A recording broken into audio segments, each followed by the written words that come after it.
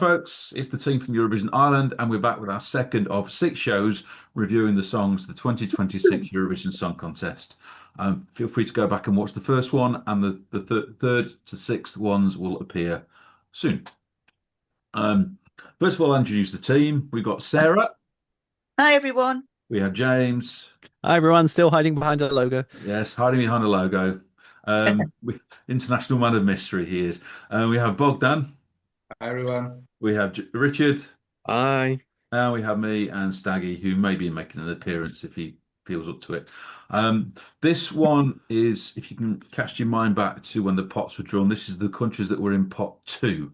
So we're looking at Australia, Denmark, Estonia, Finland, Norway, and Sweden. It's mainly Nordic, with one obvious exception. Going to do them in alphabetical order. Of course, if you like this, feel free to subscribe, like. You can find us on various social media channels, including but not limited to Facebook and Twitter and Instagram and Blue Sky. So we're going to kick off with Australia. Now they're sending the seasoned performer Delta Goodrem with a song Eclipse. Now this has been written by yes, I really can't read my writing, so that serves me right. There's a small amount of writers to go with this, and we think they're pretty good because I'm reviewing this one, and I really like this song. It's like Australia have decided after a couple of an off year or two, they want to win this. They want to win this, so they brought out the big gun in Delta Goodrem. Now you know that she's going to give a fantastic performance. It's going to be nailed on. This could well win the second semi-final, in my opinion. It's a good, solid number. She's a competent singer. I really like the little mid-late, the piano mid-late, just to give it a kick and stop it slipping into verse, chorus, blah, blah, blah. Yeah, Australia are back. I wonder if the management at SBS are going to be having kittens that they could have a potential winner on their hand. And so much so, I'm giving this a 9 out of 10. Now, as in the previous show, we're all going to give each song a score out of 10. So there's a maximum score of 50, a minimum score of 0, and we'll put these together with the other 5 shows and see if we can come up with a winner for the contest in Vienna. So I'm giving it a 9. I'm going to move to James next. What's your score? I'm going to give this an 8. I think this is returning in glory for Australia. This could do very well. Thank you. And Richard? I think it's a 9. I think it's going to be up there. Thank you. Sarah? I'm going to give it an 8. Okay. Thanks. And Bogdan? I give it a 9. It's one of the songs that I enjoy listening and playing over and over again. So it's a really good song. I'm really happy Delta is back. 9. Yeah, thank you, Bogdan. That scores 43 out of a possible 50. And of course, you'll see the scores appear somewhere around the screen. Moving on next, alphabetically in this show, we have Denmark. Now, they're sending a song in Danish, and I will leave it to our Danish speaker shortly to tell us what it's called and who the performer is, because I don't want to offend any Danes out there. But he's one of the he's one of the co-writers, along with another number of other people. Lund. Yeah. So it's a little bit of Sarah. Yeah. So it's Soren Topigo Lund, and the song is called Fovigo Hjem. Yeah. Okay, which means before we go home. Yeah. Okay. So Denmark are back, in my view. After last year, when they qualified for the final since 2019, I think DR must have realised, hey, we can do this. And I have to say that this year's Danish national final was the best I've seen for years. There were at least 3 songs that would have actually gone to Eurovision, in my view anyway, would have gone to Eurovision and done, relatively well. But I think the song they picked, when they picked Soren, I was so pleased because it was definitely the standout song of the night.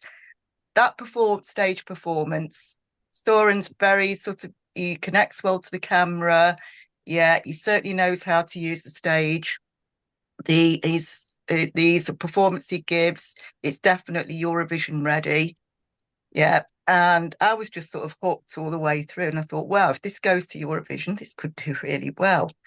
The only reservation I've got about it is there are some quite sexy elements in the song. And I just sort of was a little bit worried that some people might think back to sort of say Ollie Alexander in 2024, when there was a lot of sort of obviously talk about that particular stage performance. So I'm hoping that doesn't put things back for them. I'm really pleased that they're keeping it in Danish because I think it's always good when countries sing in their own language. And the Danish language is a nice language. But then I'm biased anyway because I'm half a Dane. Yeah. Yeah, but yeah, I'm pleased that they've chosen not to put it into English because I think sometimes some songs, when you translate them into English, they don't sound as good. Yeah, and and I think that it just wouldn't have sounded the same. Yeah, and I think it's going to do really well. It's certainly going to qualify for the final, in with a chance of fighting for the win. Definitely, I'd say. Okay. Thanks, Sarah. And Denmark, like Australia, are in the second semi-final. As of the time of recording, we don't know where they're performing yet. So, Sarah, you're going to have to give Denmark a score. 10. 10. Okay, that's an easy one for you then. Yeah. Bogdan? A 9. 9. Okay. I'm going to be controversial and give it a 7. James? I'm giving it a very sexy 7 for Denmark. Sexy 7. Are we allowed to say that? Well, we have anyway. And Rich? 8 from me. 8. So that scores 41, another high scorer. And yeah, it's one that's going down well in the fan polls at the moment. Right, moving on. We move to Estonia. Bit of a track record, and they've gone for the big guns again. They picked Vanilla Ninja, who last did their stuff in about 2005, I believe, but they have been regular contestants in Eurolaus and ST down the years. But 21 years ago is a bit of a gap. Yeah, we're talking like Justina from Poland, that sort of span. Anyway, they've entered a song called "Too Epic to Be True," and it's been written by Sven Lerchmus, who again has done his stuff for Estonia in the past. So to start with, you've already got a pedigree for this one. Established performers, established writer. There's been this sort of stuff in the past, recently from Denmark. Ireland have done this sort of stuff, this sort of almost a soft rock sort of thing. But I really like it. I really like this one. Again, they're not going to put in a bad performance. You know exactly what you're getting from Vanilla Ninja. I do like the Rocky Field, and there's a really good hook in there, and it kicks off with that really good hook, just to immediately drag you in. So I would like to see this one do really well.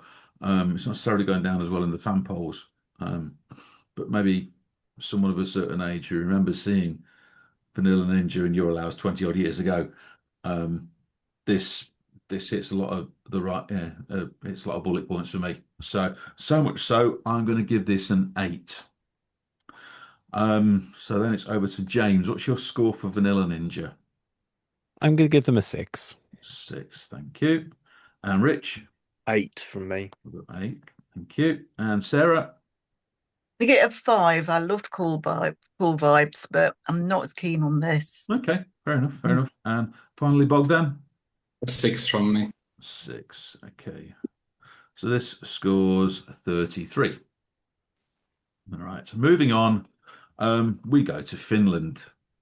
Everybody likes Finland with their interesting language. Now, James will be reviewing this one, and I'll get him to pronounce the title of the song very shortly because I need a long run up to it. But it's been performed by Linda Lepenius and Petri Parkkonen, and they've written it with a few other people. So, James, it's over to you. So the song I'm reviewing, I think, is called Leke Heitin. I think that's how you pronounce it. We're not going to argue with you. That's what I've been calling it. My goodness. I mean, we've been saying for a while that Finland might win Eurovision again in the near future, and I think this may be the one that does it for them. It's definitely the one the betting odds are favouring at the moment, and there's quite a big gap, sort of percentage-wise, between Finland and the next nearest competitor. Um, I really like this. There's a real darkness and drama to it. It's got growling vocals in Finnish, which, as we said, very interesting language to listen to. It's got fire. It's got a violin. They've obviously looked at their cousins in Norway and said, "Bring a violin to Eurovision." That always goes down well.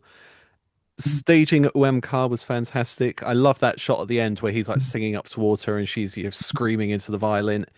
There's just drama all the way through it. The thing is, with songs like that, with a lot of drama in them, sometimes it's difficult to keep that momentum going or keep it sort of as high. And I feel like Finland have done really well to keep the drama, keep the power all the way through this song. This is absolutely brilliant. I would not be unhappy if Finland won with this. It may start to heal them not winning in 2023.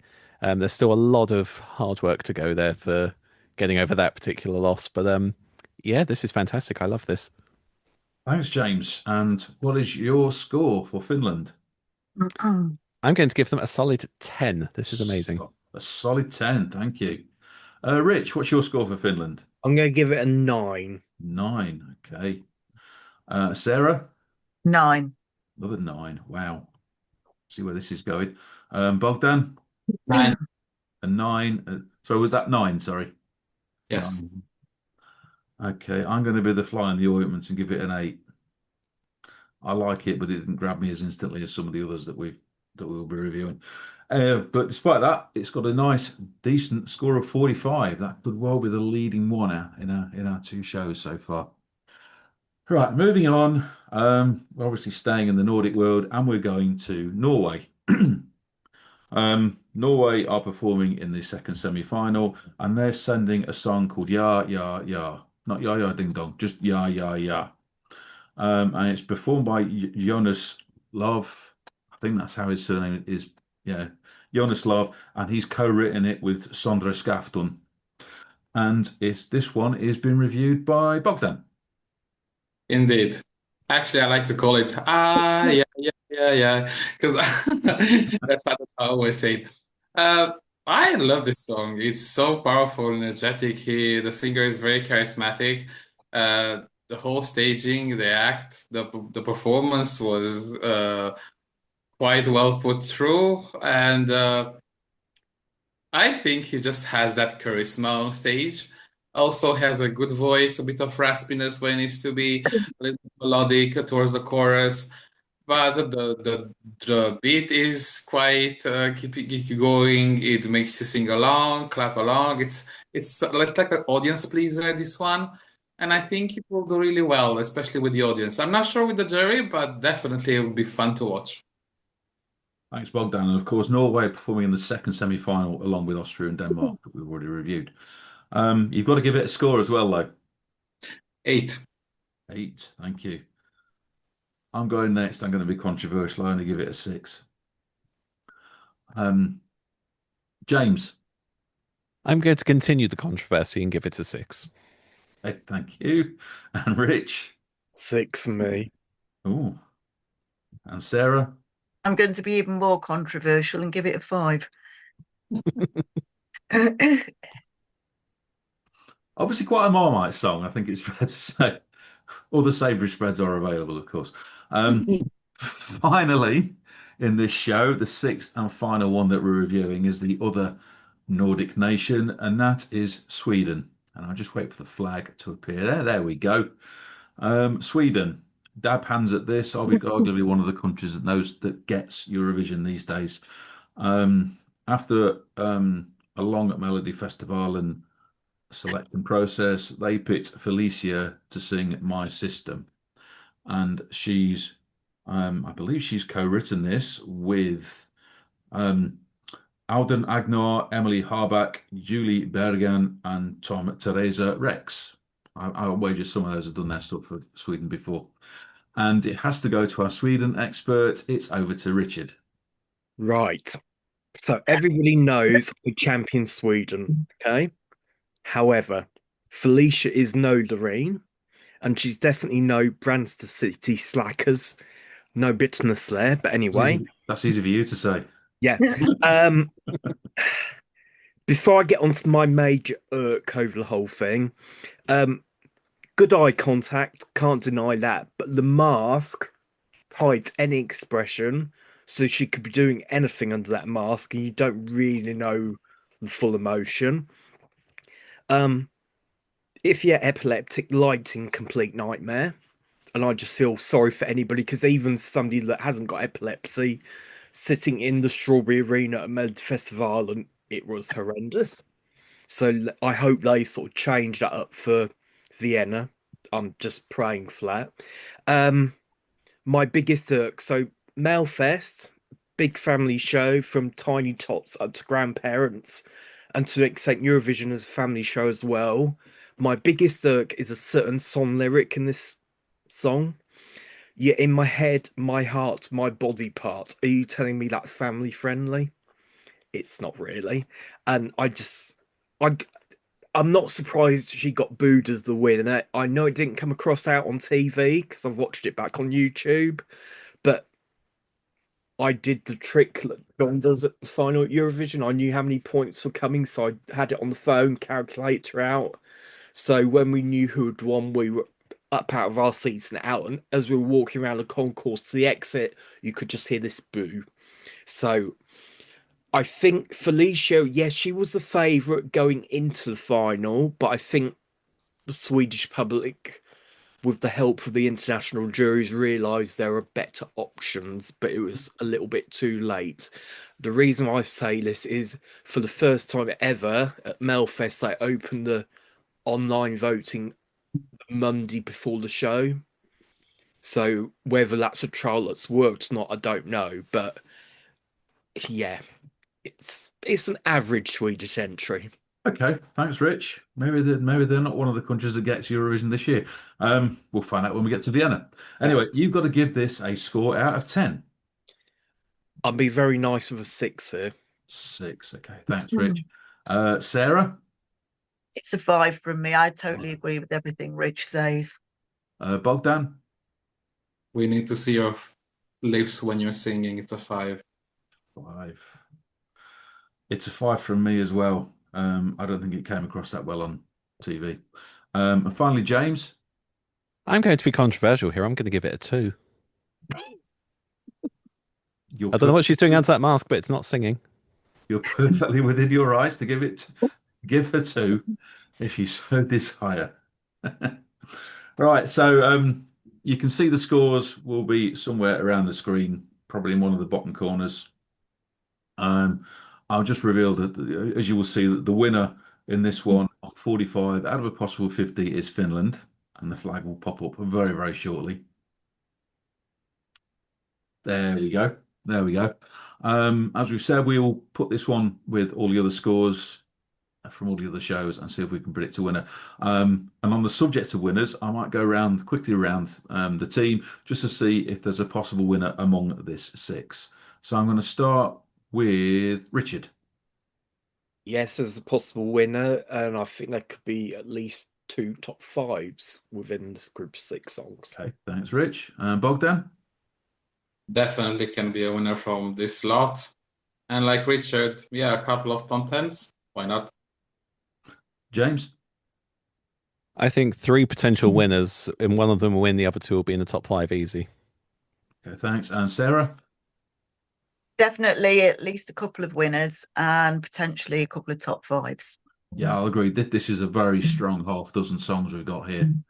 Maybe not quite all of them, but there are some real contenders. So maybe you should think about looking at accommodation in certain countries as a result of this 6.